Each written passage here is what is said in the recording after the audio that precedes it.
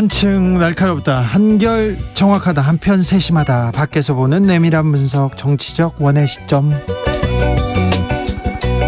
오늘의 정치권 상황 원에서 더 정확하게 분석해드립니다. 최민희 전 더불어민주당 의원, 어서 오세요. 안녕하세요. 불굴의 희망 최민희입니다. 김용남 전 의원 오셨습니다. 어서 오세요. 네, 안녕하세요. 호기심 천국 김용남입니다. 대선이 이제 100일 앞으로 다가왔습니다. 100일 앞인데, 자, 지금 현재 판세 어떻게 보십니까, 김용남 의원님?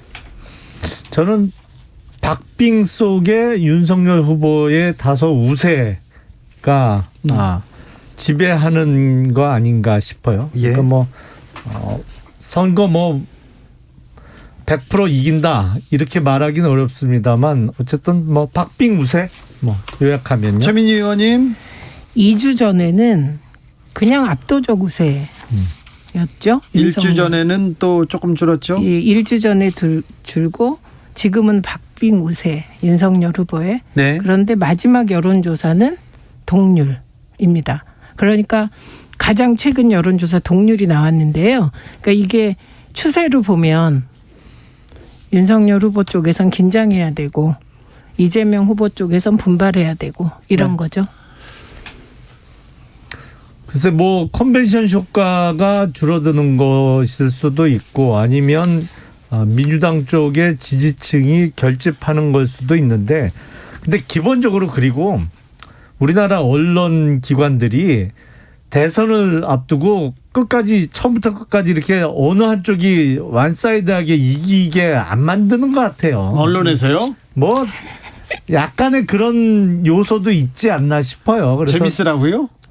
그게 훨씬 재밌기도 하고, 이게 또 언론기관들이 힘을 쓰려면 누가 이길지 예측 불허의 상황이 돼야 또 언론기관들이 힘을 쓰잖아요. 근데 최종적으로는 저는 선거에서는 역시 구도가 제일 중요한데, 예. 윤석열 후보가 안철수 후보와의 단일화에 성공한다면 다소 여유 있게 승리할 거고, 만약에 단일화가 안 된다면 3% 이내의 접전이 되지 않을까 싶습니다. 김용남 의원님. 예. 문고리 3인방 장순실 얘기가 지금 국민의힘 지지자들 사이에서 나왔습니다. 이거 어떻게 봐야 됩니까? 몇몇 분들이 그렇게 말씀을 하시는데, 장제원 의원이 그렇게 셉니까? 아니 그러니까 그 경선 과정에서 네. 경선 캠프에서 핵심적인 역할을 했던 현역 국회의원 3명을 뽑으라면 그건 맞아요. 네. 틀린 얘기는 아니에요. 근데 장제원, 윤한홍, 하나는 권성동. 네. 그 경선 캠프에서 현역 의원 3분이 가장 많은 역할을 했고, 또 캠프 내에 머무는 시간도 가장 길었던 게 틀림없으니까. 근데 이제 경선이 끝나고 나서 선대위 체제를 넘어가는 지금 과도기적인 그 시기인데, 이 시기에서도 그러면 소위 그 3명이 가장 세냐, 그건 조금 퀘스천 마크인 것 같아요. 그럼 누가 세요? 그거는 이제 후보 마음을 열고 들어가 봐야 하는 거죠. 근데 그 옆에서 같이 네. 다니고 얘기를 나누고 그런 사람이 있을 거 아닙니까? 김용남 의원님 아니십니까? 저는 아닌 것 같고요. 그래서 적절한 시점에 그 소위 후보하고 가깝다는 측근이라는 그 이름이 거론되는 분들은 적절한 시점에 그런 걸 했으면 좋겠어요. 과거 대선에도 그런 적이 있었는데, 우리 윤석열 정부에서 임명직 안 나간다. 네. 안 받겠다. 선출직이야. 자기 지역구도 있고 그런 거니까 그건 어쩔 수 없는 거고. 네. 그런 선언을 좀 해줬으면 어떨까 싶어요. 너무 좋아요. 선언하는 쪽이 늘 지더라. 그래요? 네. 그리고 그것이 잘 지켜지지도 않아요. 네. 그냥 정치적 선언인데 이제는 그런 것들이 다 구태 영역이 된 것 같아서 그냥 실력 대 실력으로 넘어가면 좋겠다 이런 생각을 해보고요. 말씀하셨듯이 구도라고 하면 여러 가지인데, 구도 인물 정책인데 이게 되게 여론조사에서 특정 영역을 물어봤을 때, 예를 들어 외교안보는 누가 잘할까, 복지는 누가 잘할까, 대통령직은 누가 수행을 잘할까, 이건 전부 이재명 후보가 굉장히 높습니다. 그런데 지지도, 단순 지지도는 윤석열 후보가 높아요. 이건 뭘 얘기하냐면 정권교체 열망이 정권 재창출보다 높다는 거예요. 네. 그 구도에서 아직 못 벗어났어요. 네. 그러니까 앞으로의 그 포인트, 관전 포인트는 이재명 후보가 과연 구도에서 벗어나서 인물 경쟁으로 넘어갈 수 있느냐. 거꾸로 얘기하면 국민의힘이 계속해서 구도로 갈 수 있는 그 지탱하는 힘, 이게 있을 거냐. 이게 상당 기간 여론조사 결과를 저는 좌우할 거라고 봅니다. 그래서 되게 12월까지는 이런 상황이 계속되리라고 봐요. 12월까지는 이 구도가 그냥 네. 갈까요? 그리고 아주 박빙 열세, 박빙 우세가 반복될 거라고 봐요. 12월에는. 그래서 골든 크로스는 언제쯤 예상하십니까? 저는 그런 거 예상 안 하는데 여론조사 전문가들이 1월쯤으로 예상을 하는데 진중권 씨는 뭐 12월 중에 될 거다 이러던데 진중권 씨는 국민의힘 서포터즈이시지 않나요? 뭐 민주당에 대해서 대단한 그 혐오를 갖고 계신 건 분명한 것 같아요. 네. 그런 거는 같아요.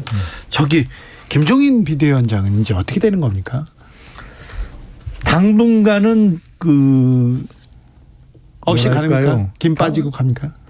당분간은 모양새를 갖춘 결별 수순에 이미 들어간 거 아닌가 싶어요. 네. 그러니까 모양새는 충분히 갖췄죠. 예우해드리고 또 찾아뵙고 뭐 식사도 하고 이런 모양새는 갖췄고 지금 진행 상황으로 봐서는 김종인 전 위원장께서 당장 합류하기는 어려운 건 틀림없는 것 같고. 그런데 이준석 대표가 계속 예. 김종인 모셔와야 된다. 소 얘기하더라고요.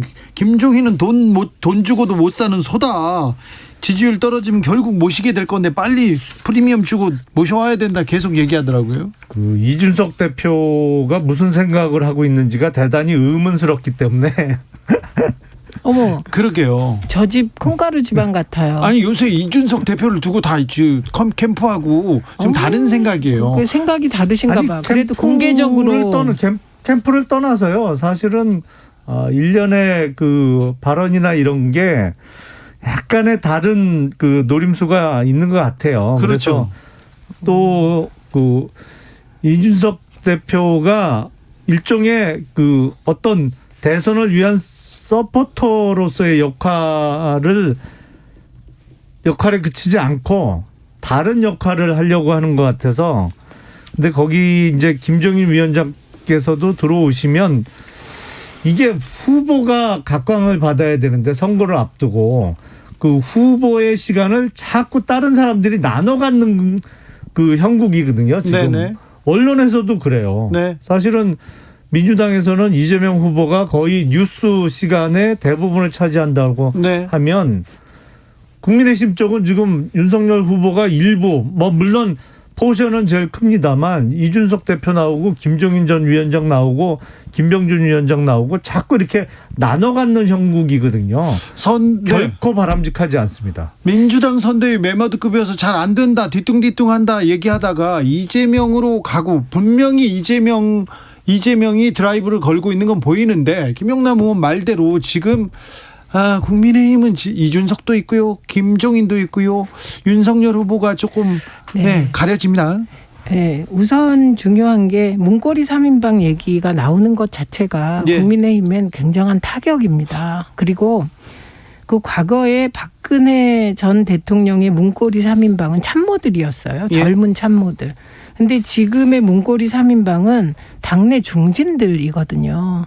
그러면 이건 관계가 다르죠. 문고리 3인방이라는 말을 누가 만들었는지 모르지만 좌지우지 될 수 있는 후보가 그런 중량급들이 문고리 3인방으로 거론되는 거 이게 위험해 보인다. 그런 말씀. 그다음에 제가 오늘 가장 좀 못마땅한 이 표현이 정확한 것 같아요. 언론 보도는 김종인 위원장과 윤석열 후보 간의 마지막 커넥션 한 라인이 김건희 씨와 김미경 교수다. 이 여론조사는 그런 보도는 정말 깜짝 놀랐어요. 지금이 무슨 조선시대에 무슨 안방 정치하는 것도 아닌데 부인들이 나서서 최후로 뭔가 해볼 거다. 이런 기사 쓴 기자가 있던데 그게 사실인가요? 글쎄 지금 팩트하고 잘 안 맞아요. 왜냐하면 그렇죠? 제가 방금 말씀드렸습니다만 지금 당에 윤석열 후보가 후보로서 완톱이 돼야 되는데 그게 잘 안 되고 있다는 말씀을 제가 드린 거거든요. 예. 그런데 권력이 한 사람한테 모두 집중됐을 때 소위 문거리 권력도 나오고 뭐 문거리 매진방 이렇게 얘기할 수가 있는데 그게 지금 안 되고 있는데 무슨 3인방 뭐 이런 얘기도 팩트하고 사실관계하고 좀 안 맞는 것 같고요. 그리고 뭐 부인들 사이에 한 라인 이거는 저는 글쎄요 전혀 왜 인정하기 이런 어려운데요. 기사가 나왔을까요? 예. 그 해당 기자나 기사를 찾아서 그러면 문제 제기를 하셔야죠. 이게 사실이 아니면 저는 이건 아니다. 이건 아니고 그리고 지금 말씀하셨던 대로 윤석열 후보가 원톱이 되지 않는 건 윤석열 후보가 의제를 설정하지 못하셔서 그런 거예요.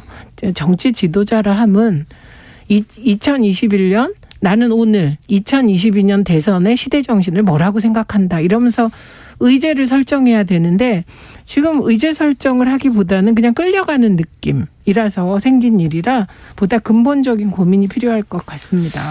의제 설정의 문제라기보다는 그 하여튼 지금 그 캐릭터의 문제 같습니다. 캐릭터요? 예. 윤석열 후보의 좀 캐릭터. 구체적으로. 아니야. 당대표도 지난 대선을 거치면서 다른 당대표들이 보여줬던 모습하고는 너무 다르고 네. 그리고 킹메이커라고 불리는 분도 지금 어떤 면에서는 후보에게 쏟아져야 되는 스팟라이트를 좀 갈라 가져가는 형국이기 때문에 이런저런 이 판에서의 캐릭터들의 문제가 있는 거 아닌가 싶어요. 그게 수신제가 치국평천한데 수신제당 도 안 되는군요. 제당을 해야지. 그래야 치국평천을 그렇게 하든지 따지면 뭐 말든지 하죠. 이재명 후보께서는 수신 자체가 안 되고 계신데. 아니 수신은 너무 잘 되죠. 네, 그래서 저는 오히려 그런 거보다는 지금 최근에 보면 이재명 후보가 이재명의 민주당을 만들겠다 이 방식은 첫 번째는 인내해서 한 달 반을 선대위가 안 돌아가도 참고 기다린 겁니다. 그래서 이재명 후보가 먼저 어떻게 하겠다가 아니라 당 내외에서 스스로 민주당이 이래선 안 된다는 정말 들끓는 비난과 질책이 쓴 뒤에 이재명 후보가 이래선 안 되겠다. 일하는 선대위로 바꾸자. 이게 굉장히 국민들 입장에서는 그 인내심에 대하여 평가하지 않을 수 없는 상황입니다. 그리고 계속해서 국민의힘이 특히 이게 김종인 위원장이 그랬어요. 민주당의 메머드급 선대위를 반면교사로 삼아야 한다. 이게 김종인 위원장 말이었거든요. 근데 그거는 맞는 진단이었는데 지금 계속 자리 가지고 다투고 자리 사냥꾼들이 자리를 차지했다. 이런 비난도 나오고 있고 이 부분은 상대당이 잘못하는 건 반면교사로 좀 고치는 게 정치 발전을 위해서 좋지 않겠습니까? 5331님께서 이준석 대표 인기가 윤 후보 인기보다 많은 걸 인정하고 도움을 받으세요 얘기하셨고요. 박종성님께서는 대통령 후보 제3세력들이 연합해가지고 김종인 위원장을 선대위원장을 모시고 경선을 통해서 1인 후보 체제로 갈 가능성은 없을까요? 이런 제3후보론도 나오고 있습니다. 웃겨요 그냥. 아니 뭐 정치적 상상력이야 얼마든지 발휘할 수 있죠. 그런데 윤석열 후보 충청 가는 거 나 몰랐다. 언론 통해서 봤다 해가지고 이준석 대표 당대표 패싱 논란이 있고요. 그리고 김병준 선대위원장 향해서 전투지휘 능력 실적 없다 이렇게 비판하는 걸 보면 윤석열 선대위하고 이준석 대표가 사실 간극이 좀 있긴 있네요. 그런 면이 이제 이준석 대표가 비판받아야 되는 점이에요. 왜냐하면 후보 일정이라는 것은요. 선거판에서 후보도 몰라요. 사실은 그 다음 날 일정이 그 전날 밤 늦게나 정해지는 경우가 많거든요. 그러니까 사실은 정해지고 이게 유동적이기 때문에 외부적으로 발표도 못하고 하다가 최종적으로 이제는 더 늦춰서는 안 되겠다고 하는 시점에 언론에 릴리스하면서 동시에 당대표나 이런 분들한테도 일정이 가는 거거든요. 근데 그걸 갖고 본인이 패싱 당했다고 생각하면 어떡해요. 의원님 국민의힘은 그런가 이슈 보다. 티키타카 6시에 2부 이어가겠습니다.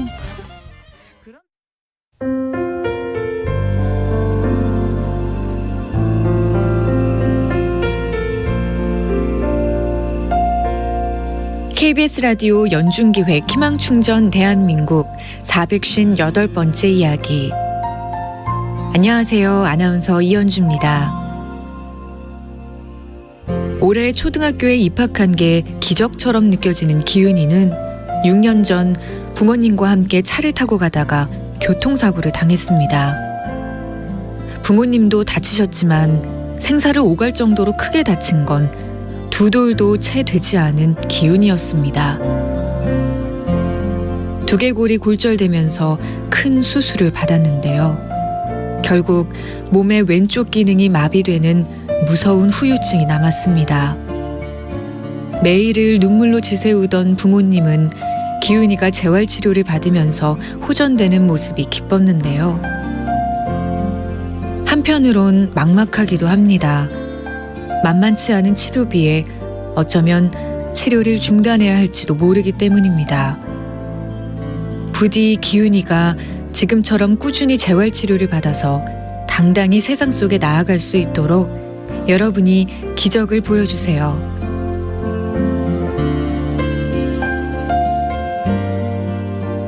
여러분의 따뜻한 손길이 희망의 빛이 됩니다.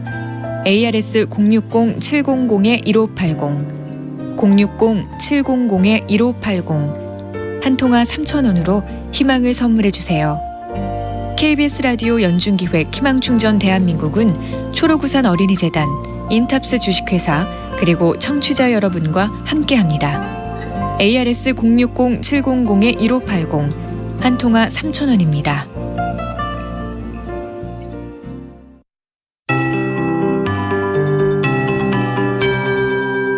KBS 58분 날씨. 11월의 마지막 날인 내일 전국적으로 요란하고 강한 비가 내릴 전망입니다. 지금은 전국적으로 구름이 많이 끼는 가운데 서해 5도 지역만 비가 내리고 있는데요. 내일 새벽 우리나라 서쪽 지역을 시작으로 아침에 전국으로 비는 확대될 전망이고 밤이 되면 그치겠습니다. 그 사이 새벽부터 오전 사이에는 서쪽 지역을 중심으로 낮엔 동쪽 지역을 중심으로 돌풍과 함께 천둥 번개를 동반해 강한 비가 내리겠고요. 예상 강우량은 내일과 모레 남해안과 지리산 부근, 제주도 지방은 20에서 60mm로 이맘때 내리는 비치고는 상당히 많은 비가 내리겠고 그 밖의 지역은 5에서 40mm 정도의 비를 내다보고 있습니다. 한편 내일 북서쪽에서 찬 공기가 밀려들면서 비로 시작하지만 오후 늦게부터는 비가 눈으로 바뀌는 곳도 있다는 점 염두에 두시는 것이 좋겠습니다. 내일 아침 최저 지역 기온은 서울 7도를 비롯해 전국은 내일 아침 0도에서 11도의 분포로 오늘보다 높겠지만 낮엔 기온이 얼마 오르지 않고 서울 9도를 비롯해 전국은 8도에서 16도, 모레 아침에는 서울 영하 3도, 춘천은 영하 5도 안팎까지 기온이 곤두박질 친다는 점 염두에 두시는 것이 좋겠습니다. 내일과 모레 전국적으로 바람이 강하게 불겠고 특히 해안 지역과 강원도 산간 지역에 매우 강한 바람이 불겠습니다. 지금 서울 기온은 11.2도입니다. 윤지수입니다.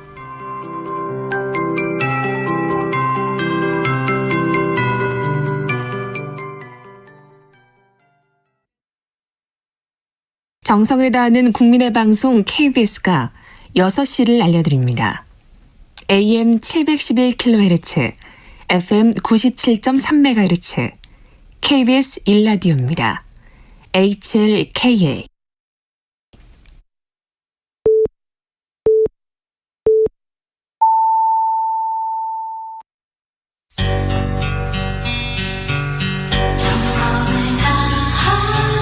정성을 다하는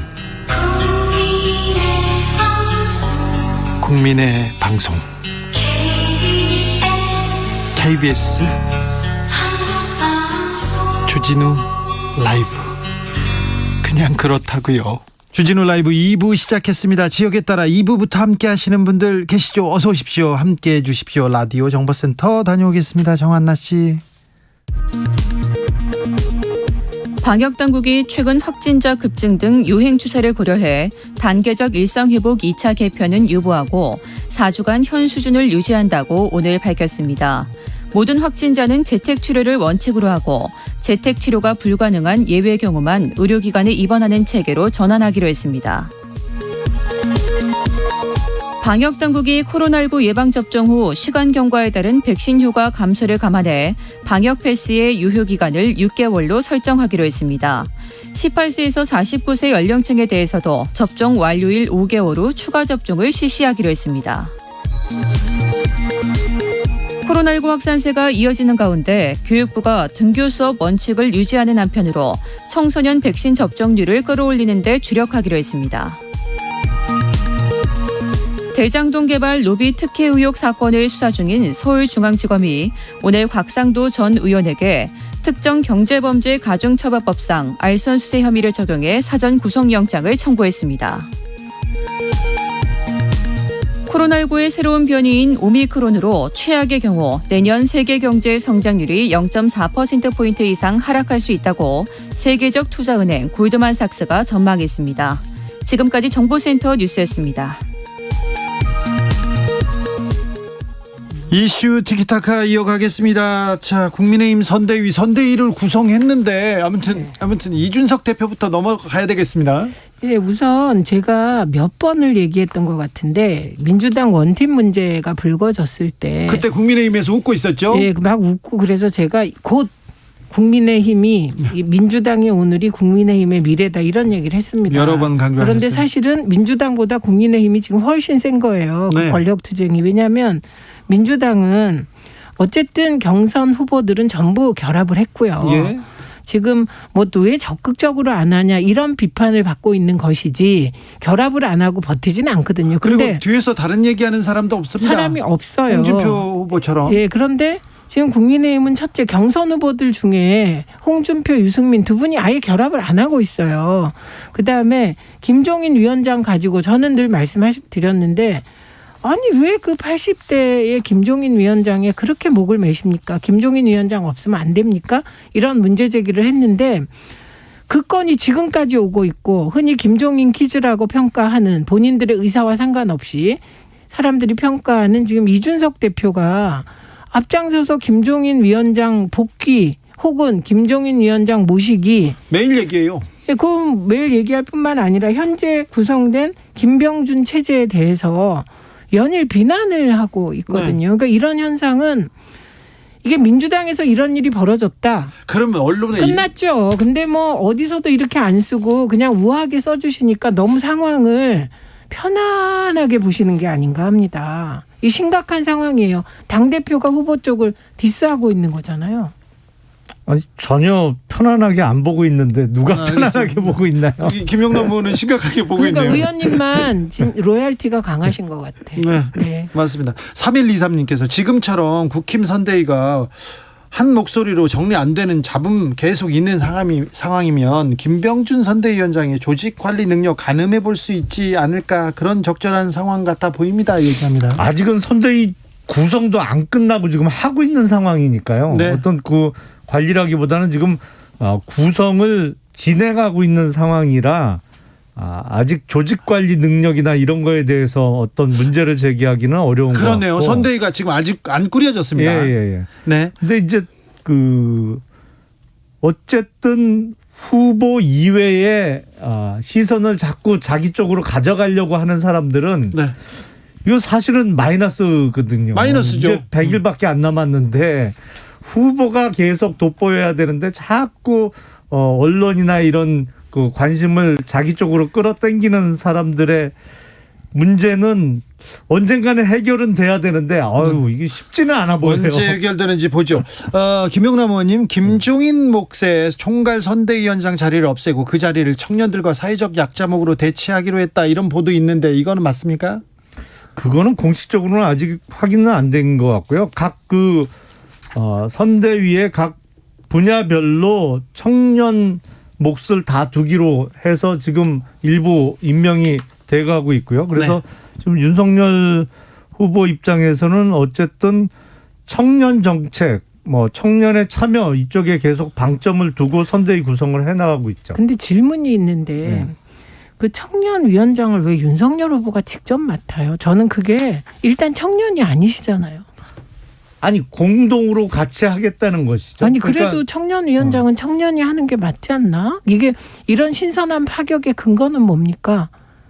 비록 나이는 60 넘어도 마음만은 청년이다? 아니요, 청년과 함께 하겠다는 의미에서, 그러니까 그 위원회에 후보가 공동위원장으로 참여하게 되는 위원회가 많이 생길 거예요. 그러네요. 그러면 각 위원회에 후보도 공동위원장, 그리고 또 그 위원회에 다른 또 위원장이 그럼 또 같이 질문 하는 드릴게요. 거죠. 그럼 여성위원장도 여성과 같이 한다는 의미로 여성위원장도 공동으로 맡으시나요? 뭐 그럴 수도 있겠죠. 윤석열 후보가 맡을 수도 있어요. 그거 지켜보자고요. 파격이다. 아니, 네. 파격이고 파격입니다. 이건 혁신적이라고 생각하세요. 네, 정말 새로운 혁신이네요. 자, 0388님. 이 뉴스 안 나옵니다, 오늘. 오늘 손학규 전 대표 대선 출마 선언했습니다. 그리고 김종인 전 위원장하고도 만났다고 하는데, 자, 손학규 대선 출마, 만덕산의 귀환, 어떻게 보십니까?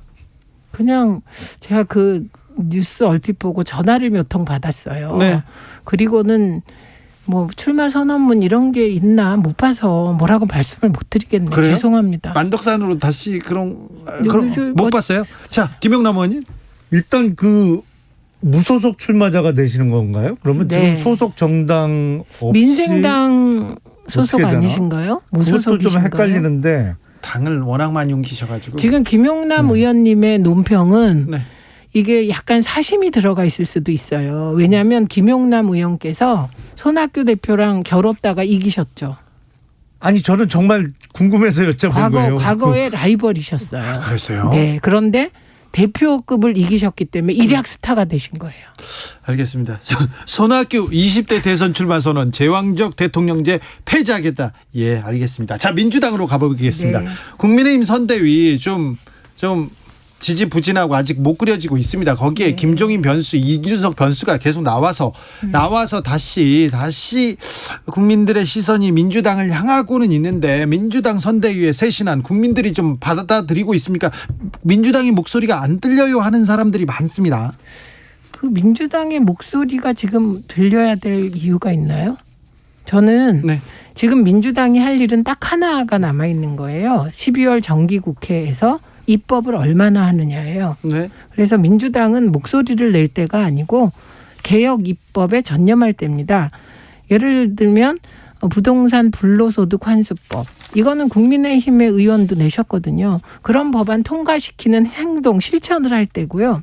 목소리는 후보가 내면 되고. 후보만 내고 이 민주당이 이래라. 민주당은 서포트하면 됩니다. 그래서 네. 민주당은 그 작업을 지금 하고 있고 예산국회가 시작됐기 때문에 민주당이 목소리를 내라는, 잘못하면 이준석 대표처럼 송영길 대표에게 하라가 되기 때문에 네. 그건 적절한 요구는 아닌 것 같습니다. 알겠습니다. 그런데 국민의힘 쪽에서는 김한길도 영입하고 김병준도 영입하고 이수정도 영입했습니다.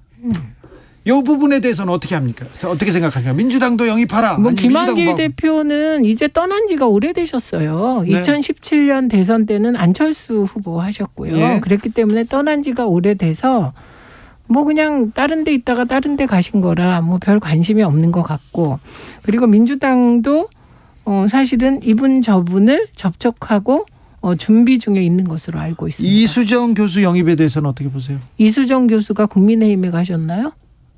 윤석열 선대위에 갔죠. 그분은 과거에 이미 국민의힘에 가셨어요. 그래서 그때 정당발전위원회인가 뭔가 뭐 만들어졌을 때 위원이셨고요. 네. 예, 그랬기 때문에 벌 새롭지 않죠. 입당을 했던 기억은 없는 것 같고 그 당의 외부위원으로 참여하신 적은 있었던 것 네, 같아요. 네, 이수정 교수님은. 근데 뭐 그 국민의힘은 과거 민주당에서 오래 그 정치 활동을 하던 분들 여러분이 영입되고 있는데, 영입 발표가 날 때마다 민주당에서 뭐 그 사람은 옛날 사람이고 뭐 옛날에 이런 흠도 있었고, 이게 이서부와의 신포도 얘기라니까요. 신포도란요? 아니에요. 여우가 포도를 쳐다보는데 어떻게 따먹을 수가 없으니까 저 포도는 아주 시고 의원님. 맛이 없을 거야 뭐 이러면서 스스로를 위로했던 의원님, 그 틀린 우화가 비유세요. 생각나요. 왜 틀렸냐면 신포도는 여우가 따먹으려고 하다가 따먹는데 실패해서 신포도가 된 거예요. 그런데 김한길 대표를 민주당이 영입할 계획은 전혀 없었습니다. 그렇기 때문에 신포도의 비유는 적절하지 않아요. 다만 김한길 대표나 호남 출신의 일부 그런 의원들이 국민의힘으로 갔잖아요. 윤석열 후보 품으로.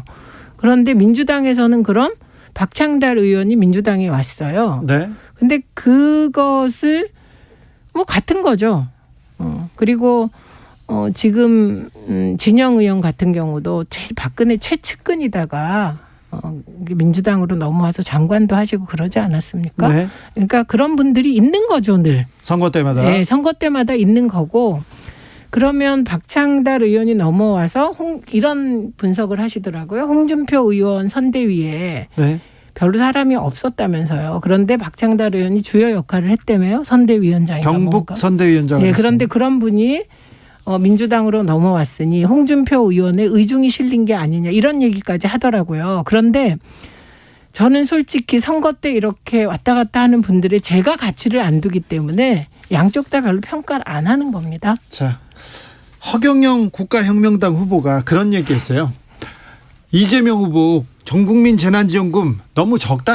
더 줘야 된다. 이렇게 얘기하고 윤석열 후보의 공약은 아예 없다. 이렇게 얘기하던데. 자, 아예 없다. 우리나라 정치가 지금 제가 진단하기에는 안 좋은 측면이 뭐냐면 정치의 예능화예요. 네. 우리나라 정치가 점점 예능화되고 있거든요. 근데 제가 보기엔 허경영 후보는 정치 예능화의 막장 버전이에요. 네. 뭐 일일이 신경 쓸 필요는 전혀 없고요. 네. 그게 피선거권이 회복돼 갖고 이번에 또 출마를 하게 된 모양인데 네. 그 인터뷰 내용을 잠깐 보니까 그 문제될 내용이 좀 있어 보이던데요. 그러니까 또 본인은 사실 확인이 어렵다. 비밀 요원으로 활동해서 공식적인 기록이 안 남아 있다. 이런 식으로 그런 얘기를 하다가 얘기하겠지만 1년 6개월 구속되기도 했습니다. 그러니까요. 저는 정치의 예능화보다 더 문제인 게 정치의 무속화 같습니다. 그래서 이 왕자라든지 천공법사라든지 제가 천공법사의 그 법회의 강의를 들었습니다. 들은 이유는 제목이 예. 윤석열 후보 부인은 언제 등판할까? 얼마나 섹시합니까? 천공 네네네. 천공 선생이 그거 얘기를 해요? 예, 제가 들었어요. 예? 그 동영상을. 근데 그 동영상의 그 주된 얘기는 스크랩 내조를 해라더군요. 스크랩 내줘요? 네, 이제 후보는 바쁘니까 그 신문이나 이렇게 스크랩해서 후보가 들어오면 그걸 집에서 잘 보게 해줘라 이거더군요. 그래서 저는 정치의 예능화는 웃음이라도 주지만 정치의 무속화는 이건 답도 없다. 그리고 인류가 정치와 종교가 분리된 재정 분리된 게 언젠데 지금 막 왕자 논란부터 천공법사의 뭐를 들어봐라. 유승민 후보한테 그랬다는 거 아닙니까? 그러니까 그거는 더 문제 아니에요? 정치와 종교 무속도 분리돼야 되고 정치와 조폭도 당연히 분리돼야 됩니다. 이게 지금 그거는 어거지시고요. 모 후보는 거의 한 몸으로 여겨질 정도로 너무 깊숙이 개입돼 있던데 아니 저 의원님 모 후보라고 하시지 말고 네. 한번 적시해 보세요. 이재명 후보죠. 누구겠어요. 조폭하고 어떻게 연계되어 있습니까? 줄줄이 얘기해 볼까요? 네, 해보세요. 조폭하고 어떻게 연결되어 있어요? 구체적으로. 일단 지금 그 모녀를 37번 칼로 찔러서 살해한 거를 데이트 폭력이라고 얘기하면서 그게 그거를 연결되어 있는 거예요? 아니 그게 거기가 연결되어 국제 마피아파 있습니까? 소속 조직원이었잖아요. 아니요. 그러니까 변호사가 그걸 이재명 후보가 변호했잖아요. 근데 변호사가 누구를 변호하면 예를 들면 제가 오늘 보니까 국민의힘의 어떤 의원이 그 성 문제에 대해서 막 비판도 많이 한 의원이에요. 근데 성희롱 한 사람을 대변했더군요. 그러면 그 여성 의원은 성희롱 환자와 커넥션이 있는 겁니까? 변호사가 변호한 게 어떻게 연계되어 아니 있는 겁니까? 국제 마피아파 조직원은 한 명만 변호한 것도 아니잖아요. 아닙니다. 예. 그거는 여러 사실이 번 아닌 다른 것으로 저기도 밝혀졌어요. 있었고. 그러니까 네? 지금 조직적 연계가 있다는 의미인데 어떤 조직적 연계가 있습니까? 근거 대세요. 지금 그러니까 수감돼 조직적 있는 연계를 국제 대세요. 마피아파 전 조직원 중에 이재명 후보에게 돈을 전달했다라고 박철민 말하는 양심 거예요? 한 사람도 있고요. 그리고 그게 박철민도 거짓임이 있고요. 밝혀졌잖아요. 박철민이. 뭐가 거짓인 게 밝혀져요. 그래서 지금. 의원님 지금 허위사실 유포하고 계세요. 뭐가 허위 사실인가요? 아니 우선 그거를 첫째 이재명 후보가 살인 사건을 변호했다. 그럼 살인 사건을 변호한 대한민국의 모든 변호사는 살인한 겁니까? 그래서 그 살인 사건이 아니 조직폭력배의 조직원이었고 그리고 그 국제 마피아파 조직원을 한 번만 변호한 것도 아니잖아요. 잠깐만요. 살인 사건을 일으킨 사람이 조폭이었는지 어쨌는지 저는 모릅니다. 근데 그렇다고 치더라도 그러면 변호인들은 조폭들은 변호하면 안 되네요. 변호사 제대로 없애세요. 그러려면. 그러니까 이건 너무 무리한 거고 일단 이 자리에서 사과하셔야 되는 건 예를 들면 변호를 했다고 조폭과 연계돼 있다. 이런 논리적 이 비약이 어디 있습니까? 그 한 명이 아니었잖아요. 여러 번 그 아니 특정 한 명이 누군지 조직폭력배 이름 대보세요. 조직원들을 아니 이름 변호했잖아요. 대보세요. 이거는 가족사의 불행이죠. 만약에 의원님 변호사잖아요. 살인 사건이 터졌어요. 근데 15년 후에 내가 대권 후보가 될 줄 알았다면 가능하면 골라서 맞겠죠. 그런데 이 살인 사건이 친인척 중에 살인 사건이 있어서 변호사를 못 구해서 해달라고 알겠습니다. 애걸할 때 그때 어떻게 하시겠습니까? 그 사건을 지금 데이트 폭력이라고 한 거는 동의하시는 거예요? 안 하죠. 최 의원님은? 본인이 잘못했다고 사과했잖아요. 그것도 사과했죠. 자, 네. 오늘은 이재명 후보 연루설에 대해서는 근거를 가지고 다음 주에 아니, 좀 근거가 얘기를 하죠. 없습니다. 조직적 연계를 근거 다 말씀하셨잖아요. 나왔잖아요. 자, 이게 무슨 조직적 여기까지 연계입니까? 하겠습니다. 자, 정치적 원의 시점 너무하세요. 여기서 마치겠습니다. 3007님께서 허경영 후보 나오기 전부터 정치는 블랙 코미디였습니다. 그러니까요. 정치인들 하는 거 보면 막 웃겨요. 막 웃다가 눈물까지 막 나오고 그랬습니다. 오늘도 감사했습니다. 최민희, 김용남, 최민희 두 분 감사합니다. 네, 고맙습니다. 고맙습니다. 정치 피로, 사건 사고로 인한 피로, 고달픈 일상에서 오는 피로. 오늘 시사